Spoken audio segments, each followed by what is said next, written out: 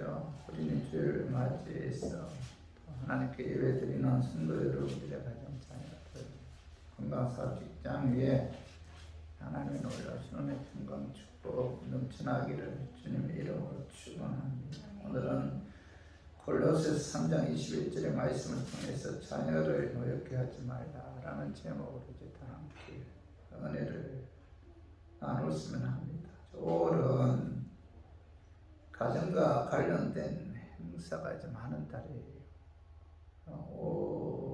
그 첫째 주는 교회에서 어린이 주일로 지키고, 또 둘째 주일은 어버이 주일로 지키고 있죠.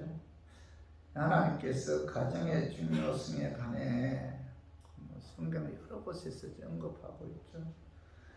창세기 2장 21절에서 22절 봐봐요. 여호와 하나님이 아담을 깊이 잠들이게 하시니 잠들음에 그가 그 갈빗대 하나를 취하고 살로 대신 채우시고, 여호와 하나님이 아담에게서 취하신 그 갈빗대로 여자를 만드시고 그를 아담에게로 이끌어 오시니, 하나님께서 흙으로 아담을 창조하시고 아담의 그 갈빗뼈로 하와를 창조하셨죠. 그리고 아담의 갈빗뼈로 창조한 하와를 아담에게로 이제 하나님께서 데리고 와요. 그때 오늘 창세기 2장 23절 봐봐요. 아담이 이르되 이는 내 뼈 중에 뼈요 살 중에 살이라. 이것을 남자에게서 자였음저 여자가 부르리라 하니라. 하나님께서 하와를 아담에게로 데리고 왔을 때 아담은 이는 내 뼈 중에 뼈다, 그죠? 살 중에 살이다. 이것을 남자에게서 취하였은저 여자라 부르리라 이렇게 말하죠.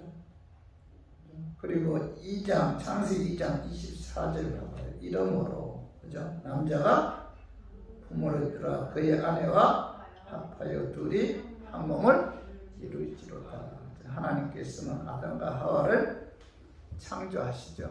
그리고 그 남자가 부모를 떠나 그의 아내와 합하여 둘이 한 몸을 이룰지로다 이렇게 말씀하고 있는데, 자, 하나님께서 가정을, 그죠? 이제 만드셨다는 거죠. 가정을 세우셨다는 거죠. 남자 여자 창조하시고 또 한 몸을 이루게 해서 하나님께서 가정을 세우셨다 이렇게 말씀하고 있죠. 하나님께서는 교회보다도 가정이라는 제도를 먼저 만드셨고, 또 가정을 교회보다 더 중요하게 여기셨다는 거죠. 요한복음 2장에 보면 하나님께서 첫 번째 이적을, 예수님께서 첫 번째 이적을 가나 혼인잔치에서 행하셨는데, 가나 혼인잔치에서 행하신 것은 가정의 중요성을 나타낸 사건이다 이렇게 이제 많은 학자들이 이야기하고 있어요.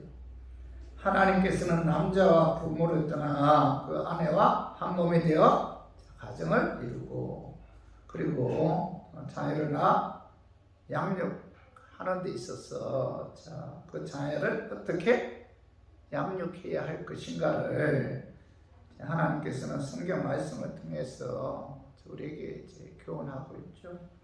오늘 본문도 사도 바울은 가정에서 자녀 양육에 관해서 이제 말씀하고 있는데, 오늘 본문을 기록한 그 골로새서는 크게 두 가지로 구성되어 있어요. 하나는 교리편이고 하나는 실천편입니다. 실천.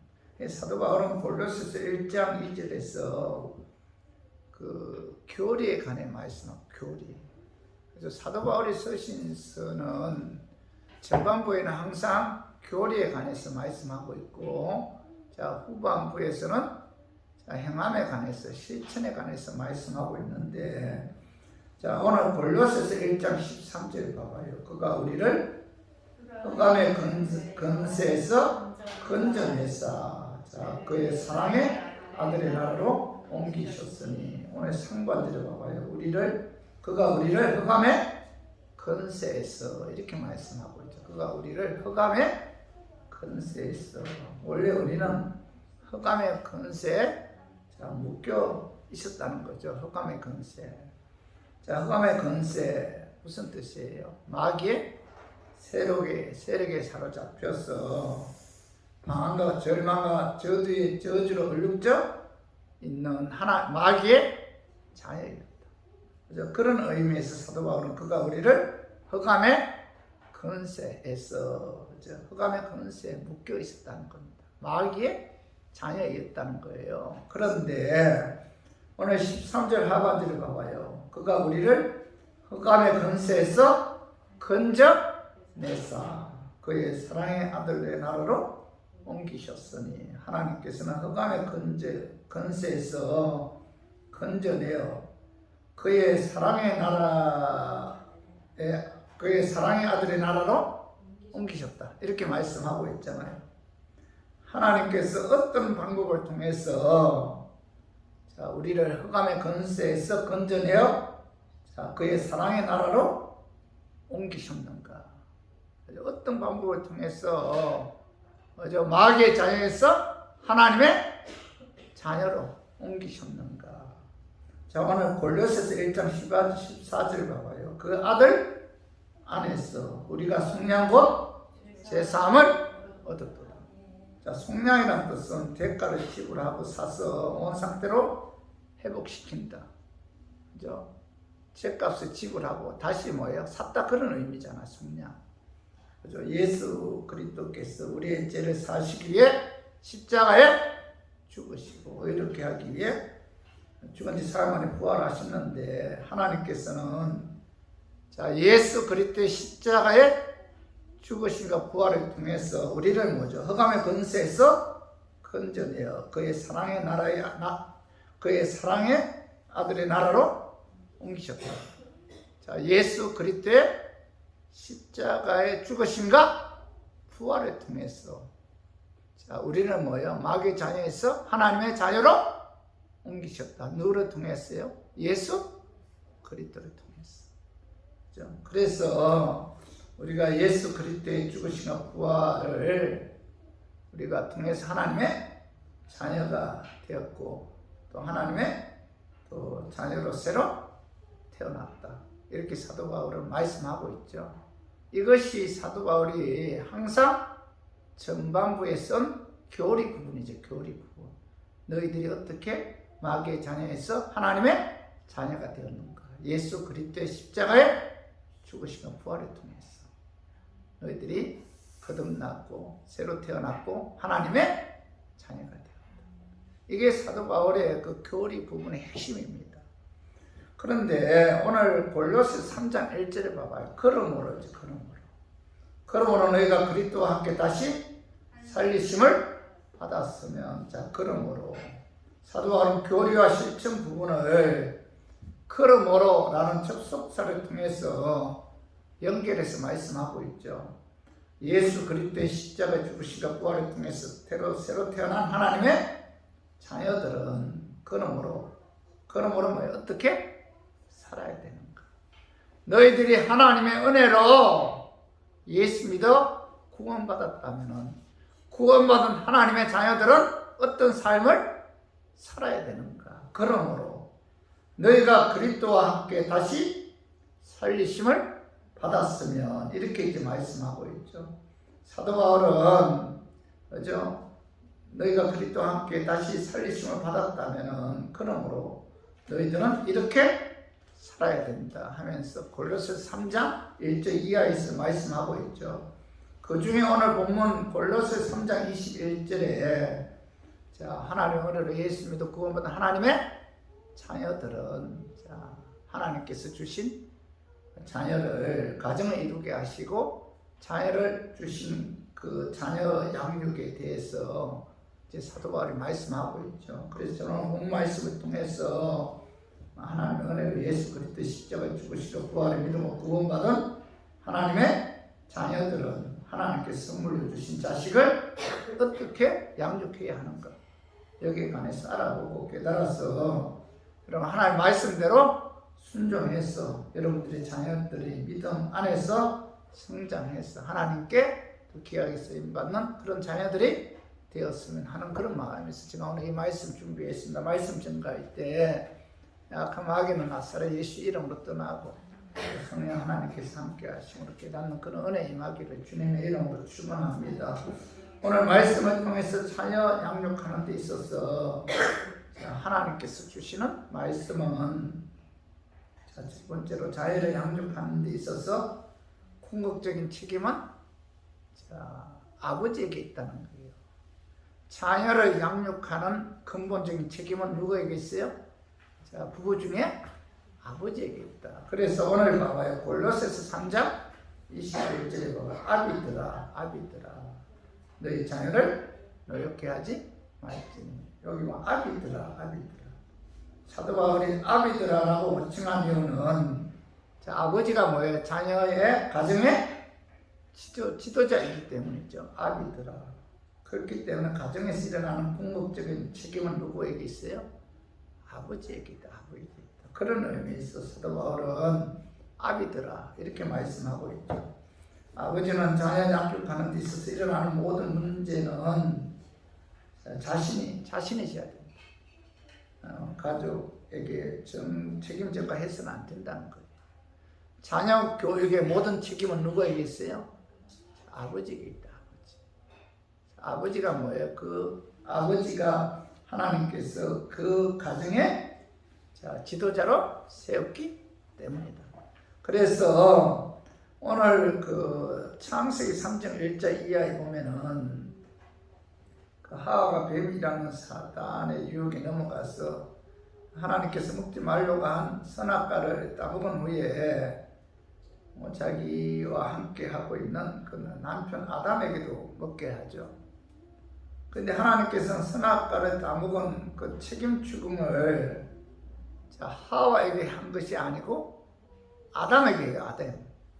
그죠? 오늘 창세기 3장 11절 봐봐. 내가 내게 먹지 말라 명한 그 나무의 열매를 내가 먹었느냐. 하나님께서 아담에게 선악과를 알게 한 나무를 먹지 말라고 말씀하실 때는 하와가 창조되었어요? 창조되지 않았어요. 그죠? 하나님께서는 아담에게 선악과를 알게 한 나무를 먹지 말라고 말씀하셨기 때문에 하나님께서 아담에게 뭐라고 말씀하고 내가 내게 먹지 말라 명한 그 나무의 열매를 내가 먹었느냐. 책임을 추궁하죠. 아담에게. 그때 아담은 책임 전가하죠. 누구에게 책임 전가해요?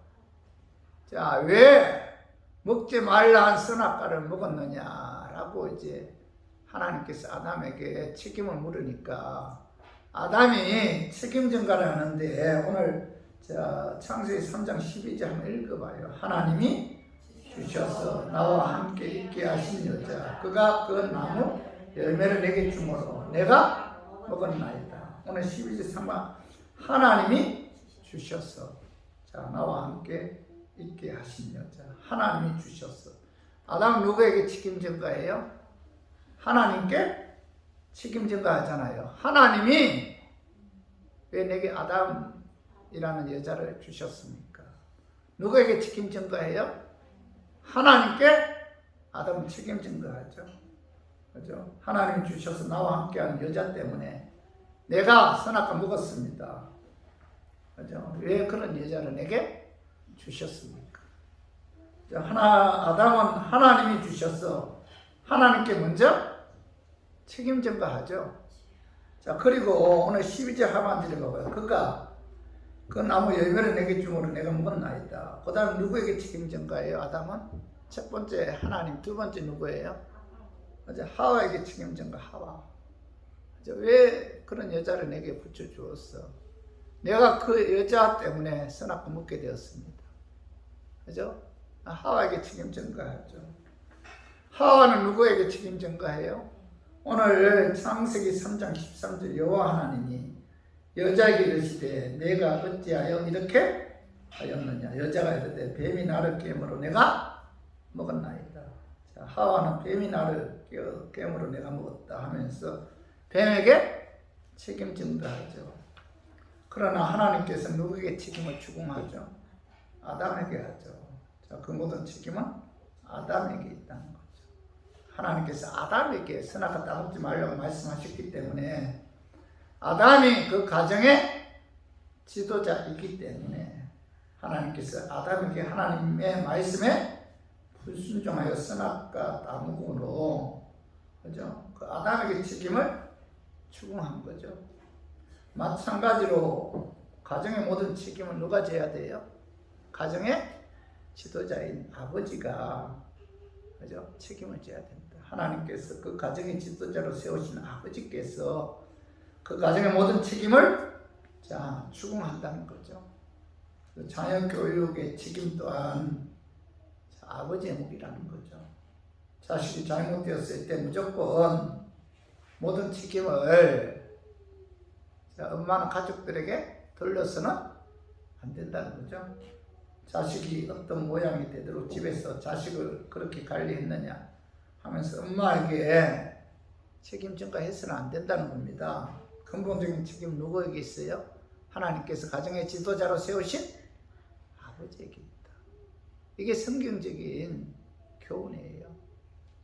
그런 의미에서 이 사도 바울은 자녀 양육에 있어서 아비들아 이렇게 말씀하고 있죠. 성도 여러분, 사람의 속성 중에 하나가 어떤 문제에 대해서 자신을 합리화시키면서 남에게 책임 전가하는 거죠. 여기서 인간의 아주 못된 속성 가운데 하나예요. 책임 전가하는 거. 항상 누구 때문에 이런 문제가 생겼다. 책임 전가하잖아요. 누구 때문에. 그죠? 이런 행동은 가장 마귀적인 행동이죠. 아주 나쁜 습관이에요. 누구 때문에. 자기는 빠지죠. 누구 때문에. 그죠? 어떤 사람은 절대로 영적으로, 이런 사람은 절대로 영적으로, 도덕적으로 발전할 수가 없어요. 어떤 문제가 생겼을 때 남에게 책임 전가하지 말고 자신을 좀 돌아봐요. 자신. 누구에게 원인 분석을 하려고 하지 말고 자신에게 원인 분석을 해야 돼요. 자꾸 다른 데 원인 분석하려고 하지 말고 자신을 돌아보고 자신에게 원인을 분석해야 됩니다. 근본적으로 모든 책임은 자신에게 있다는 사실을 인식해야 돼요. 어느 가정의 이야기인데 어떤 목사님 어느 날 설교를 준비하고 있는데 자식이 방에 들어와서 놀아달라고 하기에 설교 때문에 못 놀아준다고 하니까 자식이 하는 말이 설교도 못하는 주제에 놀아주지 않는다고 하면서 문을 꽉 닫고 들어갔다는 거예요. 처음에는 이 목사가 얼마나 화가 났던지 성경적으로 생각해 보니까 성경적으로 자신을 한번 이렇게 생각해 보니까 내가 복보다는 분기로 자식들을 놀아주지 못했구나 하면서 회개했다고 하네요. 성도 여러분, 아무리 바빠도 자녀 교육의 궁극적인 책임은 아버지에게 있다는 사실을 성경은 우리에게 말씀하고 있어요. 그래서 아비들아 이렇게 말씀하고 있는 거죠. 요즘 부모님 중에서 그 어머니의 영향력이 거의 90%죠. 전부라고 해도 과언이 아닌데 그렇지만은 하나님께서 가정의 책임자로 직분을 주신 아버지는 자녀를 주의 교양과 훈계로 그리고 사랑으로 사랑으로 관심을 가지고 여러분 자녀들을 위해서 기도해 줘야 돼요. 아버지들이 기도해 주고 또 용기도 주고 위로해 줄 때 그 아이들의 미래가 밝아지죠. 그래서 부모 중에서 특히 아버지들은 오늘 말씀 이런 마음에 새기고 하나님께서 그 가정의 책임자를 주신 직분을 잘 감당하므로 여러분들의 자녀들이 하나님의 은혜와 축복 속에서 성장하는 믿음의 자녀들이 되기를 주님의 이름으로 축원합니다. 그리고 두 번째로 오늘 말씀을 통해서 성경은 자녀를 양육하는 데 있어서 어떻게 해야 되는가. 오늘 두 번째로 자녀를 양육하는 데 있어서 자녀를 노엽게 하지 말아야 한다. 자녀를 화나게 하지 말아야 됩니다. 가슴 아프게 하지 말아야 된다. 이렇게 말씀하고 있어요. 오늘 골로새서 3장 21절 3반절에 보면 아비들아 너희 자녀를 노엽게 하지 말지. 사도 바울은 은혜로 구원받은 골로새 교인들에게 아비들아 자녀들을 노엽게 하지 말라 이렇게 말씀하고 있죠. 자녀를 노엽게 하지 말라 무슨 뜻이에요? 자녀에게 상처 주지 말아라. 격분하게 하지 말아라 그런 뜻이잖아요. 자녀 양육하는 데 있어서 자녀에게 상처를 주거나 자녀를 격분하게 해서는 안 된다. 이렇게 이제 사도 바울이 이제 자녀를 양육하는 데 있어서 오늘 본문을 통해서 말씀하고 있는데, 자 에베소서 6장 4절도 한번 읽어봐요. 또 아비들아 너희 자녀를 노엽게 하지 말고 오직 주의 교훈과 훈계로 사도 바울은 하나님 은혜로 구원받은 에베소 교인들에게 자녀들을 노엽게 하지 말고 오직 주의 교훈과 훈계로 양육하라 이렇게 이제 명령하고 있잖아요. 자녀는 우리의 소유가 아니잖아요. 부모의 소유가 아니다. 그죠? 시편 127편 3편에 보면 보라 자식들은 여호와의 기업이요 태의 열매는 그의 상급이다. 자녀들은 하나님께서 창조하셔서 부모들에게 주신 기업과 상급이다. 자녀들은 하나님의 소유로 독립적인 인격체죠. 독립적인 인격. 여러분 자녀 양육할 때 자녀들은 독립적인 인격체임을 우리가 느낄 때가 많잖아요. 하나의 인간이라는 거예요. 부모에게 잠시 맡기신 하나님의 선물이 뭐예요? 자녀죠. 자녀. 그들이 아무리 힘이 없고 어릴지라도 다 하나님의 자녀고 하나님의 형상으로 창조되었고, 자녀들은 하나님의 소유물이 아니라 하나님께서 부모들에게 잠시 위탁한 하나님의 자녀들이기 때문에 자녀들에게 함부로 폭언하거나 폭력을 가하거나 인격을 모멸하거나 또 자녀들의 인생 목표를 부모의 목표로 바꾸는 일들을 통해서 자녀들을 노엽게 하거나 자녀들의 마음의 상처를 주어서는 안 된다. 이렇게 말씀하고 있죠. 하나님께서 우리 가정에 자녀를 보내주셨으므로 믿음에 의해 성장하도록 하나님의 뜻에 따라 그럼 잘 양육해야 돼요. 그럼 자녀들을 노엽게 하는 부모의 행동은 자녀들의 인격 무시하거나 또 다른 형제 친구와 비교할 때 자녀들이 굉장히 상처를 받죠. 그죠? 형은 공부도 잘하고 부모님 말씀도 잘 듣는데 너는 공부도 못하고 언제나 말씀만 부리니 도대체 너는 어떻게 된 아이야? 이런 식으로 내 친구 누구를 봐라 얼마나 말도 잘하고 그죠? 성실하고 검연하냐. 그런데 너는 도대체 뭐 하나 제대로 하는 게 없으니 이런 식으로 그죠? 그 자녀들에게 상처를 주는 경우가 많잖아요. 자녀들에게 함부로 이야기해서는 안 된다. 욕을 한다든지, 그죠? 신경질 낸다든지, 그죠? 이런 식으로 자녀들 뭐예요? 노엽게 해서는 안 된다. 가슴 아프게 해서는 안 된다. 자녀는 내 소유가 아니다. 그도 하나님이 창조한 하나의 인격체다. 그렇기 때문에 여러분 우리 자녀들에 대해서 함부로 비교하거나 그죠? 폭언을 하거나 그죠? 인격을 모멸해서는 안 된다. 하나님이 그렇게 창조하셨다는 거. 하나님이 창조하셨다는 겁니다. 하나님이 그죠? 하나님은 자녀를 창조하실 때 비교해서 창조하지 않았잖아요. 각자 하나님이 창조하신 개성이 있고 특징이 있죠. 그래서 절대로 여러분 비교해서 자녀들을 노하게 하거나 가슴 아프게 해서는 안 된다. 그죠? 그리고 또 하나는 부당한 대우를 할 때 자녀들은 노하죠. 부당한 대우를 할 때 부모는 자식들에게 공평해야 돼요. 10숟가락 깨물어서 안 아픈 자녀 없다고 하지만은 저는 공평하게 자녀를 대할 때가 여러분 그럴 때가 불공평하게 자녀를 대할 때가 있어요. 제가 어떤 장로님에게 물어봤어요. 그 집은 아들만 3명인데 장로님 아들 3명 중에 자녀들 아들 3명 불공평하게 대할 때가 있어요 하니까 대할 때가 많대요. 특별히 뭐예요? 사랑이 가는 자녀가 있다. 이렇게 이야기하더라고요. 여러분 이 자녀들이 불공평하게 그죠? 불공평하다 이렇게 느낄 때 뭐죠? 자녀들은 굉장히 분노하죠. 굉장히 분노합니다. 그죠?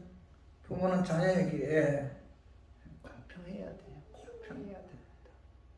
그래야만이 자녀가 그 상처를 받지 않아요. 그리고 지나치게 징계할 때 자녀는 노하죠. 교육적인 차원을 넘어서 감정에 의해 자녀를 함부로 징계할 때 그때 자녀는 분노하죠. 그죠? 그리고 무관심할 때 이제 자녀가 이제 분노하고 부담되는 기대를 할 때도 이제 자녀가 이제 분노하는데 근데 중요한 것은 우리가 신앙생활 하는 데 있어서 자녀 양육하는 데 있어서 여러분 절대로 자녀 가슴 아프게 해서는 안 돼요. 가슴 아프게 하면 반드시 그죠? 그 하나님께서 그 자녀를 그죠? 믿음 안에서 성장하도록 은혜를 베풀지 않는다는 거예요. 부모가 잘해야 돼요. 자녀들에게 절대로 상처를 주거나 노하게 해서는 안 된다.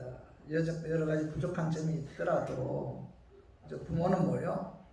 그 자녀를 자랑스럽게 여겨야 되고 또 부모 자녀가 뭐 좀 부모 마음에 들지 않는다 할지라도 함부로 대하거나 무례하게 대해서는 안 된다. 하나님께서 창조한 그의 성품을 인정하고 받아 줘야 한다. 그죠? 포용하고 감싸줘야 돼요. 자녀를 노엽게 하거나 상처를 주거나 감정 상하게 해서는 안 된다. 하나님이 그렇게 창조했다. 그 포용해야 돼요. 저도 나이가 이제 60 넘어가니까 이게 깨달아져요. 하나님이 그렇게 창조했구나. 그죠? 이걸 받아들이게 되더라고요. 포용해야 돼. 있는 그대로 받아들일 때, 그죠? 그때 자녀에게 상처를 주지 않죠. 내 마음에 들지 않는다고. 자녀의 인격을 무시하거나 비교해서 자녀들을 분노하게 하거나 상처를 주어서는 안 된다. 그죠? 하나님의 은혜로 예수 믿고 구원받은 하나님의 자녀들이 자녀 양육을 하는 데 있어서 그죠? 여러분 항상 마음에 상처 주지 말고 사랑으로 격려하고 칭찬하며 지지해야 돼요. 그래서 우리 모두 자녀들을 어렵게 하지 말고 격려와 칭찬을 통해서 여러분들이 자녀들이 하나님의 은혜와 축복 속에서 믿음으로 성장하기를 주님의 이름으로 축원합니다. 세 번째로 오늘 말씀을 통해서 자녀 양육하는 데 있어 깨달아야 할 교훈은 자녀들은 뭐죠? 낙심하게 하지 말아야 돼요. 낙심하게 하지 말아야 돼요. 자녀의 모든 책임은 누구에게 있어요? 아버지에게 있고 자녀를 양육하는 데 있어서 자녀로 하여금 마음에 상처 주지 말아야 됩니다. 가슴 아프게 해서도 안 되고 또 하나는 자녀를 낙심하게 해서도 안 된다. 이렇게 말씀하고 있죠. 오늘 봐봐요. 골로새 3장 21절 아비들아 너희 자녀를 노엽게 하지 말지니 낙심할까 함이라. 이렇게 말씀. 낙심한다는 것은 무슨 뜻이에요? 용기를 잃다, 마음을 상실했다, 그런 뜻이죠. 무슨 일을 향해 도전할 의욕도 없고 용기도 없고 마음도 느끼지 않는다, 그런 뜻인데 완전히 무력감에 빠져서 도저히 일어날 수 없는 마음 상태를 낙심이라고 하죠. 낙심. 그러므로 부모들은 자녀들을 노엽게 해서 낙심하지 않도록 이루어야 돼요. 자녀들에게 항상 뭐예요? 용기를 줘요. 용기. 격려해 줘요. 말씀을 통해서 자녀들은 뭐예요? 위로해 줘요. 위로. 오늘 열왕기 2장 2, 3절에 보면 다윗이 나이가 먹고 세상을 떠날 때가 되자 아들 솔로몬에게 마지막으로 유언해요. 유언한 내용이 자, 열왕기상 2장 2, 3절 한번 봐봐요. 자, 내가 이제 세상 모든 사람이 가는 길을 가게 되었노니 너는 힘써 대장부가 되고 내 하나님 여호와의 명령을 지켜 그 길로 행하여 그 법률과 계명과 윤례와 증거를 모세 율법에 기록된 대로 지키라. 그리하면 내가 무엇을 하든지 어디로 가든지 형통할지라. 오늘 여기 보면은 이제 그 다윗이 죽음 앞에 두고 자식에게 유언하죠. 뭐라고 유언해요? 세상 모든 사람이 가는 길을 너도 이제 가게 되었다 하면서 너는 힘써 뭐예요? 대장부가 되라. 대장부가 되어라 하면서 여호와의 말씀을 지켜 행하라. 그리하면 자, 내가 무엇을 하든지 어디로 가든지 형통하리라. 이렇게 말씀하고 있죠. 자, 대장부가 되라. 무슨 뜻이에요? 기죽지 말아라. 낙심하지 말아라. 하나님이 너와 함께한다. 너가 하나님 말씀대로 순종하면은 너가 가는 모든 길이 형통하게 되고 평탄하게 될 것이다. 다윗은 뭐예요? 말씀을 통해서 자, 솔로몬이 기죽지 않도록 낙심하지 않도록 그를 위로해주고 그에게 용기를 주잖아요. 그죠? 자, 스바냐 3장 16절을 봐봐요. 그날에 사람이 예루살렘에 이르기를 두려워하지 말라. 시온아 내 손을 너르뜨리지 말라. 하나님께서 스바냐 선지자를 통해서 예루살렘이여 자 두려워하지 말아라. 시온아 자, 내 손을 너르뜨리지 말아라. 이렇게 말씀하고 있는데 예루살렘과 시온은 구원받은 하나님의 백성들을 이제 가리키는데 하나님께서는 은혜로 예수로 구원받은 하나님의 자녀들을 향해서 자, 두려워하지 말아라. 내 손을 너르뜨리지 말라. 이렇게 말씀하신 것은 기죽지 말아라. 자, 낙심하지 말아라. 힘을 내라. 용기를 내라. 그런 뜻이죠. 어떤 어려움에 처해 있다 할지라도 자, 자녀들이 낙심하지 않도록 말씀을 통해서 자녀들에게 뭐예요? 용기를 주고 힘을 줘야 돼요. 이 다윗처럼. 하나님 너와 함께한다. 너는 왜 하나님의 자녀다. 하나님께서 너의 인생을 책임져 주신다. 하나님께서 너의 인생 인도해 주시고 함께 하신다. 위로하면서 용기를 줘야 용기. 자녀 양육하는 데 있어서 낙심하지 않도록 하나님의 말씀을 통해서 힘을 주고 용기를 줘야 돼요. 낙심하지 않도록. 세상 살아가는데 얼마나 힘이 들어요. 시시때때로 낙심하고 절망할 때가 얼마나 많습니까? 특히 우리나라 같은 경우는 어릴 때부터 경쟁 시대에 살고 있잖아요. 경쟁 사회에서. 얼마나 비교하면서 낙심될 때가 얼마나 많아요. 그럴 때마다 부모들은 자녀들이 낙심하지 않도록 말씀을 통해서 위로해 줘야 돼요. 너는 하나님의 자녀다. 하나님이 너와 함께 하신다. 너의 인생 책임져 주신다. 말씀을 통해서 다윗처럼 그죠? 여러분 자식들에게 위로해 주시고 위로해 주고 용기를 줘야 된다는 겁니다. 마귀의 무기 중에 가장 강한 무기가 뭔지 아세요? 낙심. 약한 마귀는 우리가 영적으로 약할 때 우리에게 가장 먼저 접근해서 공격하는 게 뭐예요? 낙심, 절망이죠. 얼마나 절망하게 하고 낙심하게 하고 무기력하게 하고, 그죠? 그렇기 때문에, 그죠? 우리가 이 자녀들 양육하는 데 있어서 절대로 자녀들을 낙심하지 않도록, 자녀들이 하는 일들이 조금 되지 않는다고 해서, 그죠? 이렇게 자녀들을 꾸중한다든가 낙심하게 해서는 안 돼요. 말씀을 통해서 자녀들에게 용기를 주고 위로해 줘야지. 오늘날 기성세대들은 신세대를 비판하느라고 바쁘잖아요. 그러나 하나님의 은혜로 예수님도 구원받은 하나님의 자녀들은 자기 자식을 노엽게 해서 낙심하지 않도록 해야 됩니다. 그죠? 자녀들이 낙심하여 용기를 잃어버리는 것은 곧 그들의 미래를 잃어버리는 것과 같죠. 부모들은 부모 시대의 문화를 자녀들에게 너무 적용시키지 말고 그들 시대의 흐름을 인정해야 돼. 인정. 자녀 시대의 흐름을 인정해야 됩니다. 문화도 바뀌고 환경도 바뀌었잖아요. 생각하는 면도 바뀌었잖아요.